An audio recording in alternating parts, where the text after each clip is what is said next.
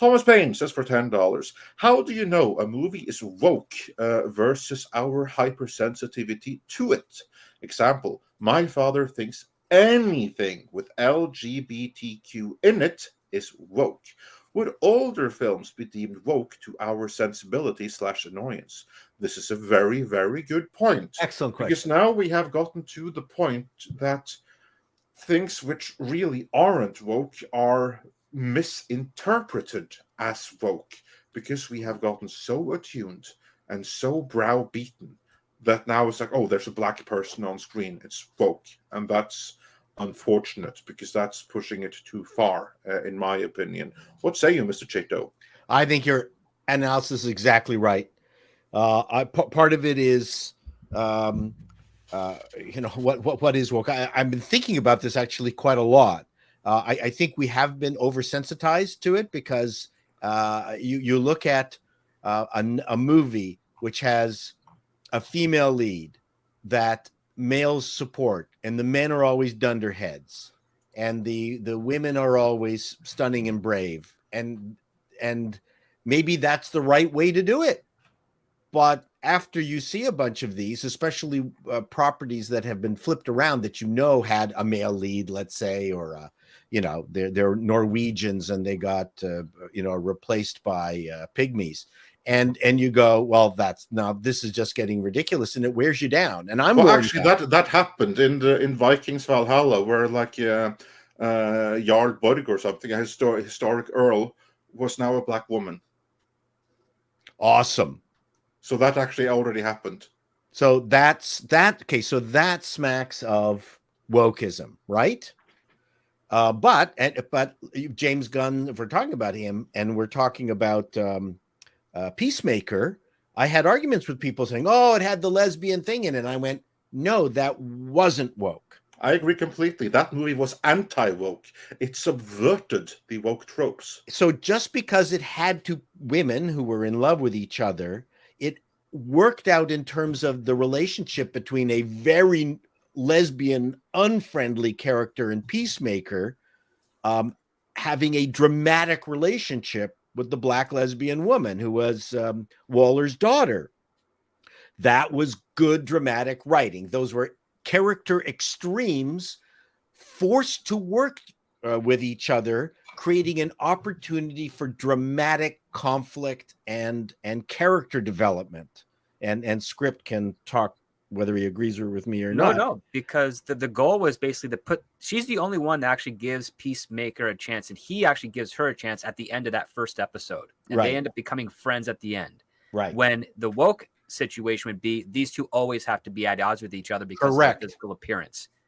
That's the difference. Just a gay character or any sort of minority character, whatever you want to classify that is, does not make something woke. It's how they are used with regards to pushing a message that is leading the story as opposed to the message being a byproduct of the story. And she fucked up, and she had to apologize. You would never see a gay black character apologizing in a woke production.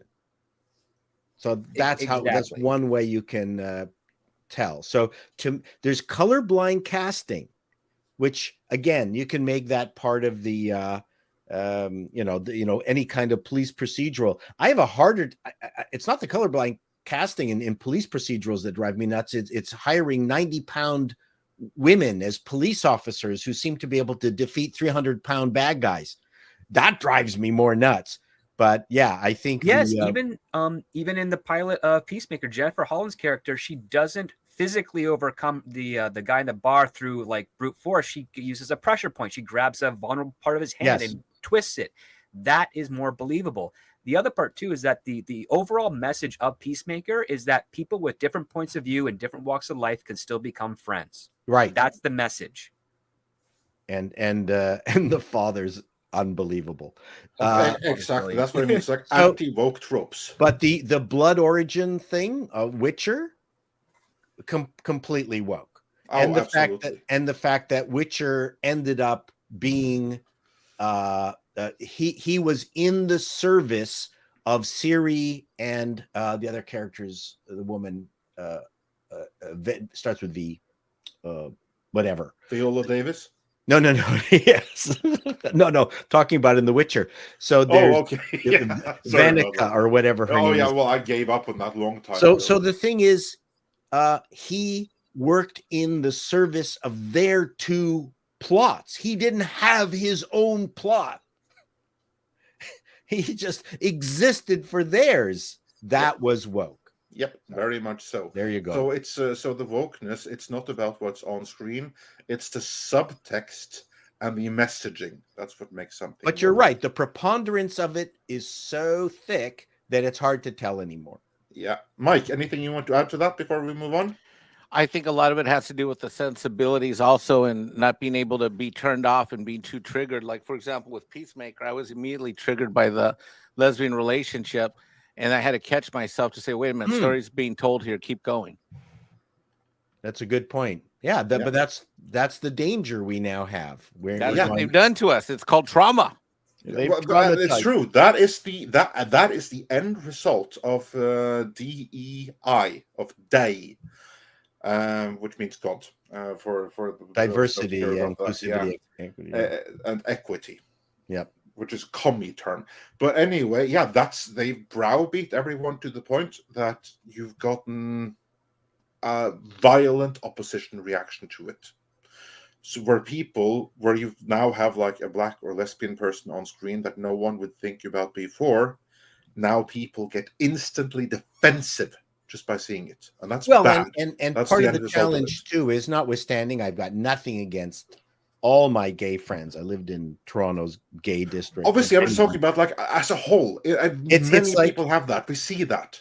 And when you see 10 shows in a row and each one has got a gay component, you're going, well, this is no longer a viable percentage of the watchers, the viewers that are out there. But the thing is, the individual producers are not talking to each other. They're all making their own shows. So the problem is, as a viewer on aggregate, we're looking at this preponderance of similarity between them, even though they didn't try to make their shows similar. That's part of the challenge. It just end result is you don't have representation, you have wild over representation. That's the problem. Suddenly you have wild over representation. So they need to talk to each other, have a license, have a die license agreement where only X number of shows are required to have, like rather than every single show, because that is how you get the overrepresentation. And that's how it is with Amazon. Amazon, they have these quotas, which is why I'm not at all excited for Warhammer 40K, because Amazon still have their quotas. Well, and don't have the quota on every show. Like, have your quota, but don't have it on every show. Yeah. Anyway, there you go. Moving on.